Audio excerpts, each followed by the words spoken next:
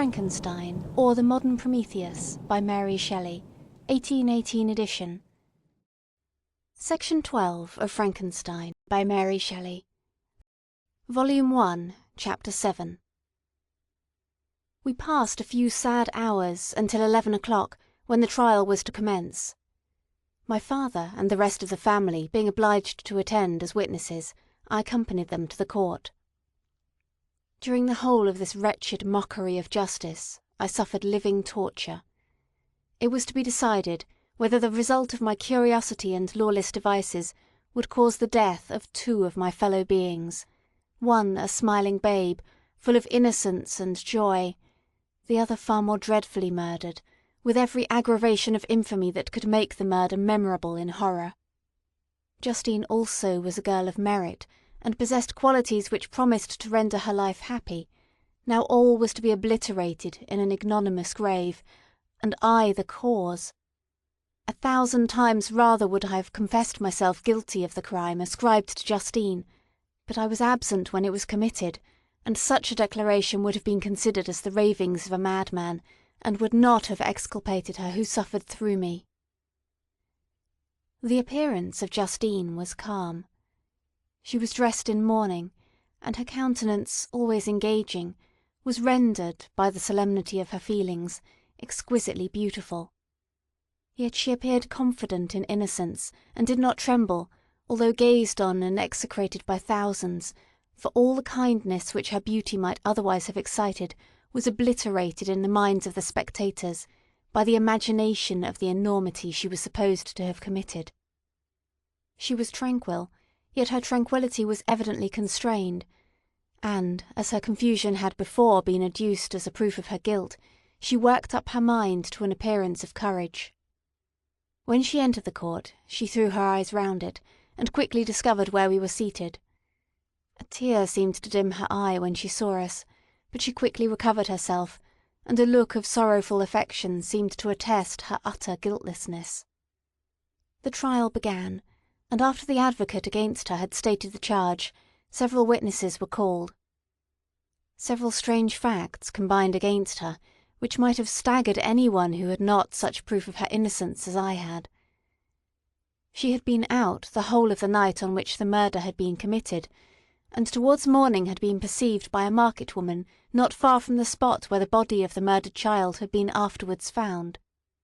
The woman asked her what she did there, but she looked very strangely, and only returned a confused and unintelligible answer.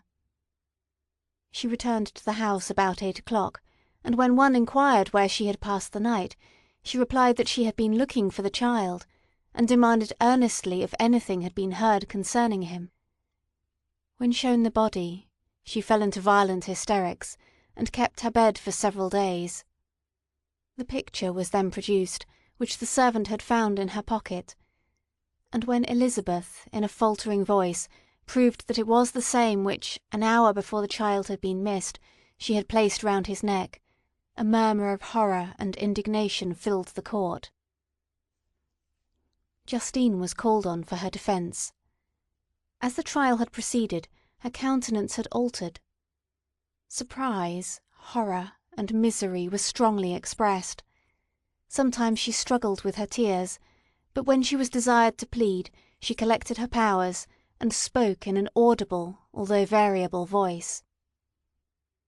"God knows," she said, "how entirely I am innocent. But I do not pretend that my protestations should acquit me. I rest my innocence on a plain and simple explanation of the facts which have been adduced against me, and I hope the character I have always borne will incline my judges to a favourable interpretation, where any circumstance appears doubtful or suspicious." She then related that, by the permission of Elizabeth, she had passed the evening of the night on which the murder had been committed at the house of an aunt at Chain, a village situated at about a league from Geneva. On her return, at about 9 o'clock, she met a man who asked her if she had seen anything of the child who was lost. She was alarmed by this account, and passed several hours in looking for him, when the gates of Geneva were shut, and she was forced to remain several hours of the night in a barn belonging to a cottage, being unwilling to call up the inhabitants to whom she was well known. Unable to rest or sleep, she quitted her asylum early, that she might again endeavour to find my brother. If she had gone near the spot where his body lay, it was without her knowledge. That she had been bewildered when questioned by the market woman was not surprising, since she had passed a sleepless night, and the fate of poor William was yet uncertain. Concerning the picture she could give no account. "I know," continued the unhappy victim, "how heavily and fatally this one circumstance weighs against me, but I have no power of explaining it, and when I have expressed my utter ignorance, I am only left to conjecture concerning the probabilities by which it might have been placed in my pocket. But here also I am checked. I believe that I have no enemy on earth, and none surely would have been so wicked as to destroy me wantonly. Did the murderer place it there? I know of no opportunity afforded him for so doing, or if I had, why should he have stolen the jewel to part with it again so soon? I commit my cause to the justice of my judges, yet I see no room for hope. I beg permission to have a few witnesses examined concerning my character, and if their testimony shall not overweigh my supposed guilt, I must be condemned, although I would pledge my salvation on my innocence." Several witnesses were called, who had known her for many years, and they spoke well of her, but fear and hatred of the crime of which they supposed her guilty rendered them timorous and unwilling to come forward. Elizabeth saw even this last resource, her excellent dispositions and irreproachable conduct, about to fail the accused, when, although violently agitated, she desired permission to address the court. "I am," said she, "the cousin of the unhappy child who was murdered, or rather his sister, for I was educated by and have lived with his parents ever since, and even long before, his birth. It may therefore be judged indecent in me to come forward on this occasion, but when I see a fellow creature about to perish through the cowardice of her pretended friends, I wish to be allowed to speak, that I may say what I know of her character. I am well acquainted with the accused. I have lived in the same house with her, at one time for 5, and at another for nearly 2 years. During all that period she appeared to me the most amiable and benevolent of human creatures. She nursed Madame Frankenstein, my aunt, in her last illness, with the greatest affection and care, and afterwards attended her own mother, during a tedious illness, in a manner that excited the admiration of all who knew her. After which she again lived in my uncle's house, where she was beloved by all the family. She was warmly attached to the child who is now dead, and acted towards him like a most affectionate mother.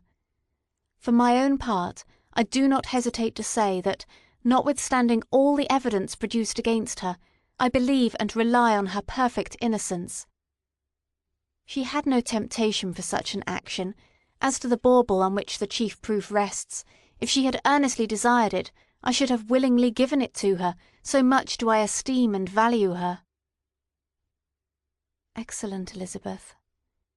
A murmur of approbation was heard, but it was excited by her generous interference, and not in favour of poor Justine, on whom the public indignation was turned with renewed violence, charging her with the blackest ingratitude. She herself wept as Elizabeth spoke, but she did not answer. My own agitation and anguish was extreme during the whole trial. I believed in her innocence, I knew it. Could the demon, who had, I did not for a minute doubt, murdered my brother, also in his hellish sport have betrayed the innocent to death and ignominy? I could not sustain the horror of my situation, and when I perceived that the popular voice, and the countenances of the judges, had already condemned my unhappy victim, I rushed out of the court in agony. The tortures of the accused did not equal mine. She was sustained by innocence, but the fangs of remorse tore my bosom, and would not forego their hold. I passed a night of unmingled wretchedness. In the morning I went to the court. My lips and throat were parched. I dared not ask the fatal question, but I was known, and the officer guessed the cause of my visit. The ballots had been thrown. They were all black, and Justine was condemned. I cannot pretend to describe what I then felt. I had before experienced sensations of horror, and I have endeavoured to bestow upon them adequate expressions, but words cannot convey an idea of the heart-sickening despair that I then endured. The person to whom I addressed myself added that Justine had already confessed her guilt. "That evidence," he observed, "was hardly required in so glaring a case, but I am glad of it, and indeed none of our judges like to condemn a criminal upon circumstantial evidence, be it ever so decisive." When I returned home, Elizabeth eagerly demanded the result. "My cousin," replied I, "it is decided as you may have expected.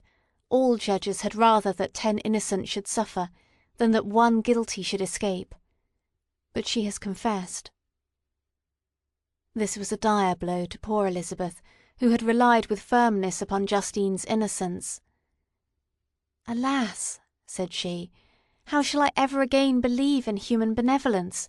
Justine, whom I loved and esteemed as my sister, how could she put on those smiles of innocence only to betray? Her mild eyes seemed incapable of any severity or ill humour, and yet she has committed a murder." Soon after we heard that the poor victim had expressed a wish to see my cousin.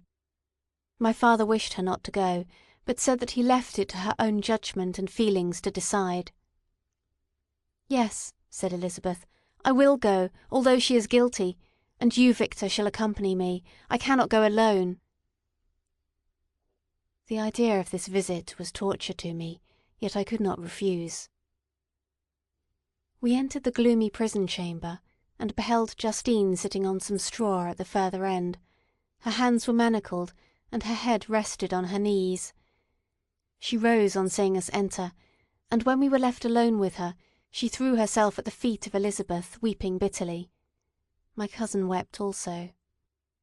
"Oh, Justine," said she, "why did you rob me of my last consolation?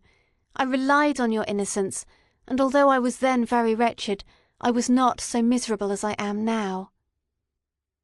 "And do you also believe that I am so very, very wicked? Do you also join with my enemies to crush me?" Her voice was suffocated with sobs. "Rise, my poor girl," said Elizabeth. "Why do you kneel if you are innocent? I am not one of your enemies. I believed you guiltless, notwithstanding every evidence, until I heard that you had yourself declared your guilt. That report, you say, is false, and be assured, dear Justine, that nothing can shake my confidence in you for a moment but your own confession." "I did confess, but I confessed a lie. I confessed that I might obtain absolution, but now that falsehood lies heavier at my heart than all my other sins. The God of heaven forgive me. Ever since I was condemned my confessor has besieged me. He threatened and menaced, until I almost began to think that I was the monster that he said I was. He threatened excommunication and hellfire in my last moments, if I continued obdurate. Dear lady, I had none to support me. All looked on me as a wretch doomed to ignominy and perdition. What could I do? In an evil hour I subscribed to a lie, and now only am I truly miserable." She paused, weeping, and then continued. "I thought with horror, my sweet lady, that you should believe your Justine, whom your blessed aunt had so highly honoured, and whom you loved, was a creature capable of a crime which none but the devil himself could have perpetrated.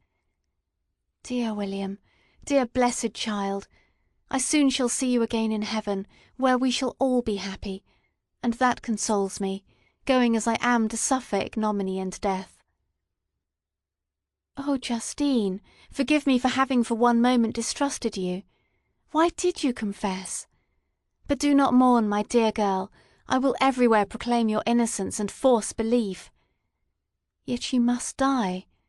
You, my playfellow, my companion, my more than sister. I never can survive so horrible a misfortune. Dear, sweet Elizabeth, do not weep. You ought to raise me with thoughts of a better life, and elevate me from the petty cares of this world of injustice and strife. Do not you, excellent friend, drive me to despair." I will try to comfort you, but this I fear is an evil too deep and poignant to admit of consolation, for there is no hope. Yet heaven bless thee, my dearest Justine, with resignation, and a confidence elevated beyond this world. Oh, how I hate its shows and mockeries! When one creature is murdered, another is immediately deprived of life in a slow, torturing manner. Then the executioners, their hands yet reeking with the blood of innocence, believe that they have done a great deed. They call this retribution. Hateful name! When that word is pronounced, I know greater and more horrid punishments are going to be inflicted than the gloomiest tyrant has ever invented to satiate his utmost revenge. Yet this is not consolation for you, my Justine, unless indeed that you may glory in escaping from so miserable a den. Alas! I would I were in peace with my aunt and my lovely William, escaped from a world which is hateful to me, and the visages of men which I abhor. Justine smiled languidly. This, dear lady, is despair and not resignation. I must not learn the lesson that you would teach me. Talk of something else, something that will bring peace, and not increase of misery. During this conversation I had retired to a corner of the prison room, where I could conceal the horrid anguish that possessed me. Despair! Who dared talk of that? The poor victim, who on the morrow was to pass the dreary boundary between life and death, felt not as I did, such deep and bitter agony. I gnashed my teeth and ground them together, uttering a groan that came from my inmost soul. Justine started. When she saw who it was, she approached me and said, "Dear sir, you are very kind to visit me. You, I hope, do not believe that I am guilty." I could not answer. "No, Justine," said Elizabeth. "He is more convinced of your innocence than I was, for even when he heard that you had confessed, he did not credit it." "I truly thank him. In these last moments I feel the sincerest gratitude towards those who think of me with kindness. How sweet is the affection of others to such a wretch as I am! It removes more than half my misfortune, and I feel as if I could die in peace, now that my innocence is acknowledged by you, dear lady, and your cousin." Thus the poor sufferer tried to comfort others and herself. She indeed gained the resignation she desired. But I, the true murderer, felt the never-dying worm alive in my bosom, which allowed of no hope or consolation. Elizabeth also wept and was unhappy, but hers also was the misery of innocence, which, like a cloud that passes over the fair moon, for a while hides but cannot tarnish its brightness. Anguish and despair had penetrated into the core of my heart. I bore a hell within me, which nothing could extinguish. We stayed several hours with Justine, and it was with great difficulty that Elizabeth could tear herself away. "I wish," cried she, "that I were to die with you. I cannot live in this world of misery." Justine assumed an air of cheerfulness, while she with difficulty repressed her bitter tears. She embraced Elizabeth, and said in a voice of half-suppressed emotion, "Farewell, sweet lady, dearest Elizabeth, my beloved and only friend. May heaven in its bounty bless and preserve you. May this be the last misfortune that you will ever suffer. Live, and be happy, and make others so." As we returned, Elizabeth said, "You know not, my dear Victor, how much I am relieved, now that I trust in the innocence of this unfortunate girl. I could never again have known peace if I had been deceived in my reliance on her. For the moment that I did believe her guilty, I felt an anguish that I could not have long sustained. Now my heart is lightened. The innocent suffers, but she, whom I thought amiable and good, has not betrayed the trust I reposed in her, and I am consoled." Amiable cousin, such were your thoughts, mild and gentle as your own dear eyes and voice. But I was a wretch, and none ever conceived of the misery that I then endured. End of Volume 1.